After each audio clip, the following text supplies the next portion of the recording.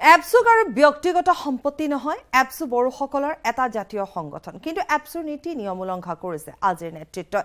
বড়ো জাতিক বিপথে পৰিচালিত কৰিছে এপছুৱে। চিৰাঙৰ ভাৰত-ভূটান সীমান্তৰ শান্তিপুৰত নাগৰিক সভাত এপছুক কঠোৰ সমালোচনা বিটিচি প্ৰধান হাগ্ৰামা মহিলাৰী। প্ৰতিবাৰ নিৰ্বাচন আহিলে এপছুৱে বিপিএফক পৰাজিত কৰিবলৈ হোৱাই নোহোৱাই বদনাম দিয়ে বুলি অভিযোগ কৰিছে বিটিচিৰ প্ৰধানগৰাকীয়ে। কি কাম হৈছে, কি কাম হোৱা নাই, এই বিষয়ত এপছু নেতৃত্বই কোৱাৰ কোনো অধিকাৰ নাই বুলি মন্তব্য কৰে হাগ্ৰামা মহিলাৰীয়ে। দিল্লী দিছপুৰত ধৰ্ণা দিলেও এতিয়া ৬ জনগোষ্ঠীৰ জনজাতিকৰণত কোনেও ৰখাব নোৱাৰে বুলি মন্তব্য কৰিলে বিটিচি প্ৰধানগৰাকীয়ে।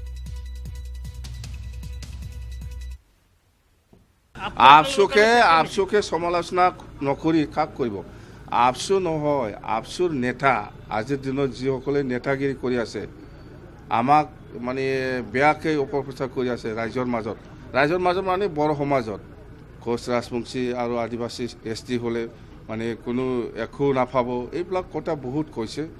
কিন্তু ইহঁতে নিজে STকৰণ দিব লাগে বুলি বহুত আগতে আখৰাছুৰ লগত চুক্তি কৰিছে, ভাৰত চৰকাৰক লিখি দিছে NDFB এইবিলাক।